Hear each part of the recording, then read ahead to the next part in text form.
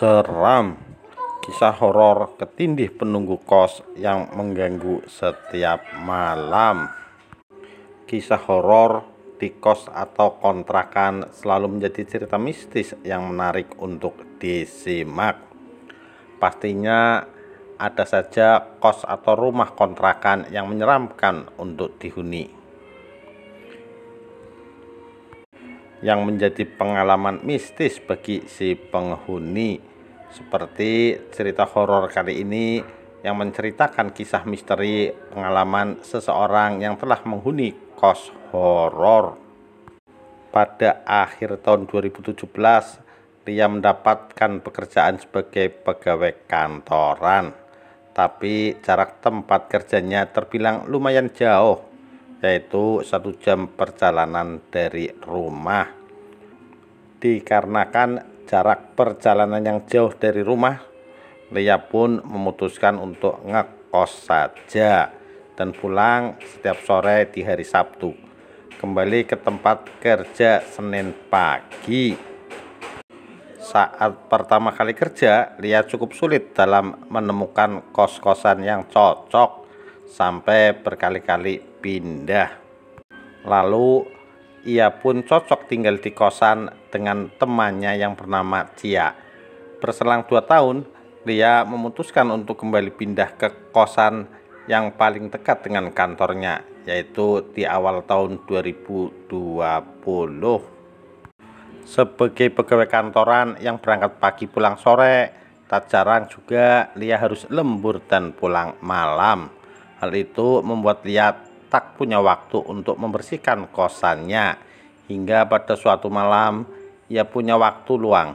Jadi ia memutuskan untuk beberes kos-kosan. Semenjak pindahan ke kosan baru, dari dulu memang masih banyak kotoran-kotoran di dinding yang sudah tertinggal, seperti contohnya sarang laba-laba. Terlebih lagi di setiap sudut kosannya. Malam itu Lia pun membersihkan semua sarang laba-laba dengan sapu hingga bersih. Lia tidak punya firasat buruk. Setelah selesai membersihkan semuanya, Lia lalu bergegas untuk tidur. Ia sudah menghayalkan berlayar dalam mimpi yang indah, tapi nyatanya kebalikannya, bukan mimpi yang ia dapatkan. Lia ketindih. Ia diganggu oleh sosok wanita penghuni kos-kosannya yang baru ini. Sosok itu memarahi Lia terus-menerus karena ada sesuatu yang Lia lakukan, dan sosok tersebut tidak terima. "Kenapa kamu buang? Kenapa kamu buang itu? Itu rumahku." Sosok tersebut marah-marah dan terus mengganggu Lia selama beberapa hari ke depan, sehingga membuat Lia tidak bisa tidur nyenyak. Sabtu sore pun tiba, Lia pun pulang ke rumahnya. Lia menceritakan segala yang dialami. Bahkan Lia sempat hampir sakit karena kurang tidur beberapa hari belakangan akibat ulah gangguan sosok wanita itu. Lia masih bingung apa yang ia lakukan hingga membuat penghuni kosan itu sangat marah. Ketika mendengar cerita itu, Ibu Lia langsung berpikir bahwa yang membuat sosok itu marah adalah akibat dari Lia membersihkan sarang laba-laba di kosannya.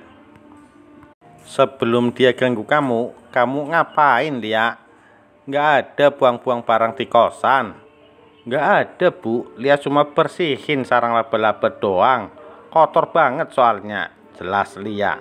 "Nah, mungkin itu, Lia, rumah dia di salah satu sarang laba-laba yang mungkin kamu bersihkan." Lia mendengarkan omongan ibunya hanya dengan diam, termenung beberapa saat, hingga dia seperti mengingat sesuatu. "Oh iya, Bu, aku ingat. Pas dia marah-marah, dia ada beberapa kali nunjuk ke arah satu sudut atap sambil bilang, 'Itu rumahku, kenapa kamu buang?' Begitu, Bu." "Nah, itu dia. Dia marah. Ngapa pula kamu buangkan rumahnya?" jawab kembali ibunya. "Iya kan dia nggak tahu, Bu.